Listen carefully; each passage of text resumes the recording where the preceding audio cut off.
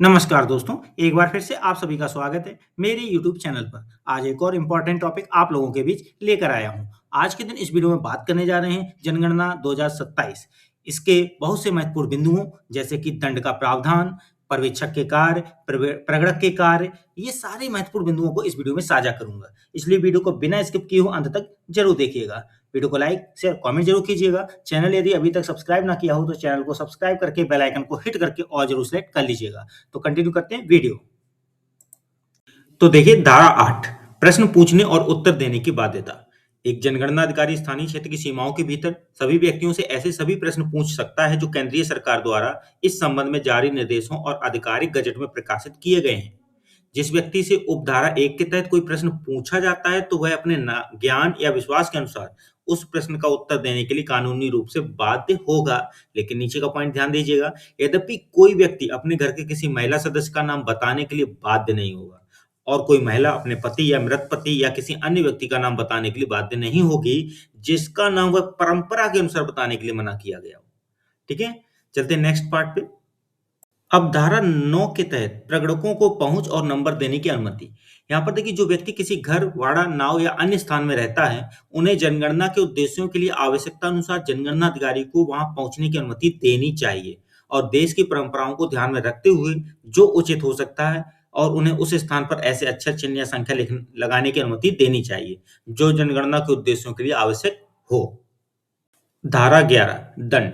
कोई भी जनगणना अधिकारी या कोई भी व्यक्ति जो जनगणना के लिए सहायता देने के लिए विधिक रूप से आवश्यक है और जो इस अधिनियम या इसके तहत बनाए गए किसी नियम द्वारा निर्धारित किसी भी कर्तव्य को करने से मना करता है, या कोई ऐसा व्यक्ति जो किसी अन्य व्यक्ति को किसी भी ऐसे कर्तव्य करने में बाधा डालता है, या कोई भी जनगणना अधिकारी या कोई भी व्यक्ति जो जनगणना के लिए सहायता देने के लिए विधिक रूप से आवश्यक है और जो अपने पर निर्धारित किसी भी कर्तव्य को करने या इस अधिनियम या इसके तहत बनाए गए किसी नियम के अनुसार उसे दिए गए किसी आदेश का पालन करने में उचित परिश्रम का उपयोग करने में विफल रहता है, या कोई ऐसा व्यक्ति जो किसी अन्य व्यक्ति को किसी भी ऐसे कर्तव्य को करने या किसी ऐसे आदेश का पालन करने में बाधा डालता है, या अन्य बिंदु भी आपको बताते हैं।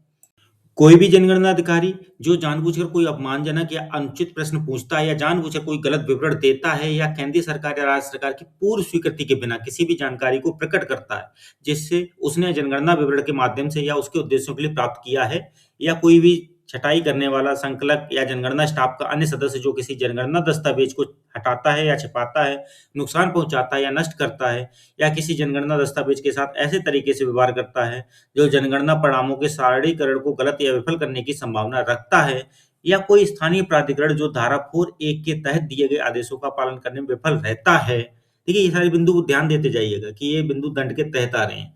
इसके अलावा क्या है दिखाते हैं। आगे, कोई व्यक्ति जो जानबूझकर किसी भी प्रश्न का झूठा उत्तर देता है या जवाब देने से मना करता है जिसके लिए उसके लिए धारा 8 द्वारा उत्तर देना कानूनी रूप से अनिवार्य है, या कोई व्यक्ति जो किसी भी घर, बाड़, जहाज या अन्य स्थान पर निवास करता है और जो एक जनगणना अधिकारी को धारा 9 के तहत उसे प्रदान करने के लिए आवश्यक उचित पहुंच का अनुमति देने से मना करता है, या कोई व्यक्ति जो जनगणना के उद्देश्यों के लिए पेंट या चिपकाए गए किसी भी अक्षरों या चिन्हों या संख्याओं को हटा देता, मिटा देता है या बदल देता है या नुकसान पहुंचाता है। और इसके अलावा क्या है, अब है कोई भी व्यक्ति जो धारा 10 के तहत अनुसूची भरने के लिए आवश्यक होने पर जानबूझकर और पर्याप्त कारण के बिना उस धारा के प्रावधानों का पालन करने में विफल रहता है, या उसके तहत कोई झूठा विवरण प्रस्तुत करता है, या कोई भी व्यक्ति जो जनगणना कार्यालय में अतिक्रमण करता है, उसे 1000 रुपए तक के दंड के साथ दंडित किया जाएगा। और यदि हिस्से 1 का ख ग के तहत दोषी ठहराया जाता है तो उसे 3 वर्षों तक की सजा भी हो सकती है। जो कोई उपधारा 1 के तहत किसी अपराध को बढ़ावा देता है, उसे 1000 रुपए तक के दंड से दंडित किया जाएगा। धारा 15, जनगणना के रिकॉर्ड निरीक्षण के लिए खुले नहीं हैं और साक्ष्य में स्वीकार नहीं है। कोई व्यक्ति जनगणना अधिकारी द्वारा अपनी ड्यूटी के निर्वहन में बनाई गई किसी पुस्तक, रजिस्टर या रिकॉर्ड का निरीक्षण करने का अधिकार नहीं होगा, या धारा 10 के तहत दी गई किसी अनुसूची का निरीक्षण करने का अधिकार नहीं होगा। और भारतीय साक्ष्य अधिनियम 1872 यानी भारतीय साक्ष्य अधिनियम 2023 में इसके विपरीत कुछ भी होने के बावजूद कोई भी ऐसी पुस्तक, रजिस्टर, रिकॉर्ड या अनुसूची में कोई भी प्रविष्टि किसी भी नागरिक कार्यवाहियों में या किसी भी आपराधिक कार्रवाई में इस अधिनियम के तहत अभियोजन या इस अधिनियम के तहत किसी अपराध का गठन करने वाले किसी कार्य या चूक के लिए लागू नहीं की जा सकेगी। अब देखिए धाराएं 15 से 18 में 15A जनगणना स्टाफ के सदस्यों की सेवा हेतु की सुरक्षा है। 15 भी अच्छे विश्वास में किए गए कार्यों की सुरक्षा है। 16 में नगर पालिका में जनगणना करने के तरीकों के संबंध में अन्य कानूनों का स्थायी निलंबन है। 17 सांख्यिकी सारांशों का अनुदान। 17 ए अधिनियम के प्रावधानों को अन्य संचालन पर लागू करने का अधिकार है। और 18 में नियम बनाने का अधिकार है। जनगणना नियम 1990 यानी 31/12/1990 को अधिसूचित और उसके बाद संशोधित। देखिए नियम 3 है जनगणना अधिकारियों की नियुक्ति। सेंसस डेजिग्नेशन में principal census officer, officers to be appointed, तो ये चीजें हैं। ठीक है, आप देख लीजिए इनको अच्छे से। नेक्स्ट में सेंसस डेजिग्नेशन फिर से दिए गए हैं। ठीक है, जनगणना में प्राथमिक कार्यकर्ता जो घर घर जाकर डेटा संग्रह के लिए जिम्मेदार होता है उसे प्रगणक कहा जाता है। और 6 ऐसे प्रगणकों के कार्यों की देखरेख एक व्यक्ति द्वारा की जाती है, यानी उसे पर्यवेक्षक कहा जाता है, जो प्रगणकों के ऊपर होता है। 6 प्रगणक एक पर्यवेक्षक के अंडर में। आगे जनगणना अनुसूची एवं प्रश्नावली। जनगणना सूचियां एवं प्रश्नावली केंद्र सरकार द्वारा अधिनियम की धारा 8 के उपधारा 1 के अंतर्गत राजपत्र के माध्यम से अधिसूचित की जाएगी। ये 6 पॉइंट है। और 6 का में है कि जनगणना की तिथि और अवधि की घोषणा केंद्र सरकार राजपत्र में प्रकाशित अधिसूचना द्वारा जनगणना के प्रारंभ की तिथि और उस अवधि की घोषणा कर सकती है जिसके दौरान गृह सूचीकरण और जनसंख्या जनगणना की जाएगी। प्रथम चरण की अधिसूचना 7/1/2026 को भारत के राजपत्र में जारी की गई। नियम 5 में जनगणना अधिकारियों के कार्य। जनगणना के क्षेत्र की निगरानी करना और समय पर पूरा करना सुनिश्चित करना। जनगणना नियम 1990 के नियम 5(5) चार्ज अधिकारी के कार्य हैं।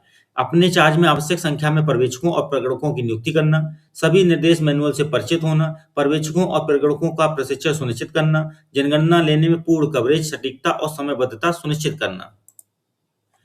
अब पर्यवेक्षक के कार्य ध्यान दीजिएगा यहाँ वीडियो में। यह सुनिश्चित करें कि उनके साथ जुड़े सभी प्रगणक प्रशिक्षण में उपस्थित हों और प्रशिक्षण के अंत में सामग्री प्राप्त करें। अपने सभी प्रगणकों के साथ अपने पर्यवेक्षण क्षेत्र के तहत प्रत्येक ब्लॉक में जाएं और चार्ज अधिकारी द्वारा प्रदान की गई जानकारी के अनुसार इसकी सीमाएं और अन्य विशेष स्थानों की पहचान करें। अपने मोबाइल पर एचएलओ सुपरवाइजर ऐप में लॉगिन करके अपने सभी एनुमरेटरों द्वारा एकत्र और सिंक्रोनाइज किए गए हाउस लिस्टिंग डेटा का तुरंत पूर्वावलोकन और जांच कर सकते हैं। प्रत्येक एचएलवी में समय समय पर स्वतंत्र रूप से जाकर सभी संलग्न प्रगणकों के काम की जांच करें और साथ ही यह सुनिश्चित करें कि एचएलवी के बीच का कोई भी क्षेत्र छूट ना जाए।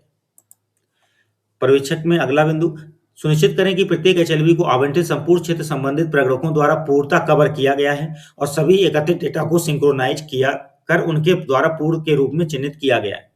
एचएलओ ऐप से अपने पर्यवेक्षी सर्कल से संबंधित मानचित्रों की डाउनलोड की गई पीडीएफ प्रति का संदर्भ के रूप में उपयोग करके सभी एचएलवी को दर्शाते हुए पर्यवेक्षी सर्कल का लेआउट मानचित्र तैयार करें। चार्ज अधिकारी द्वारा समय समय पर सौंपे गए अन्य सभी कार्य को पूरा करें। विशेष रूप से प्रगणक द्वारा संपादित एवं टैग किए गए स्वगणना डेटा की जांच करें।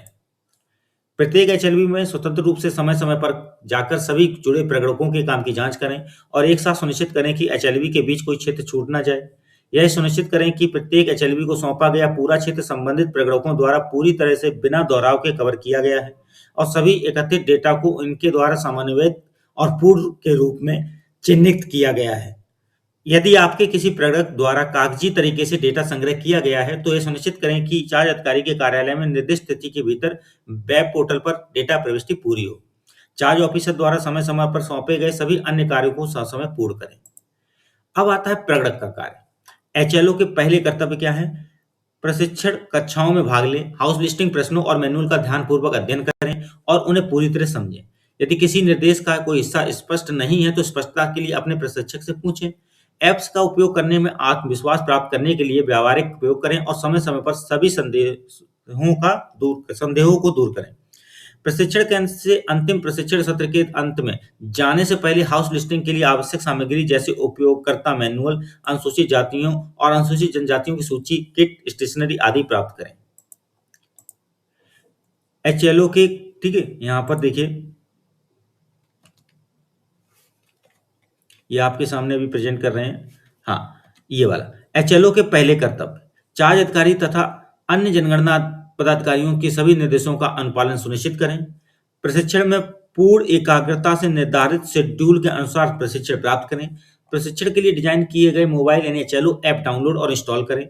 व्यवहारिक प्रशिक्षण सत्रों के दौरान मोबाइल ऐप की परिचालन और कार्यात्मक प्रक्रियाओं के साथ परिचित हों।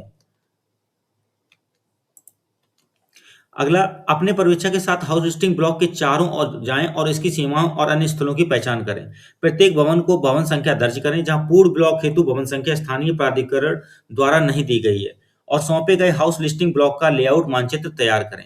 प्रशिक्षण के लिए डिजाइन किए गए मोबाइल ऐप डाउनलोड और इंस्टॉल करें। सौंपे गए हाउस लिस्टिंग ब्लॉक के लेआउट मैपिंग उपरांत एचएलओ मोबाइल ऐप पर हाउस लिस्टिंग डेटा तथा प्रत्येक जनगणना मकान पर जनगणना मकान संख्या दर्ज करें।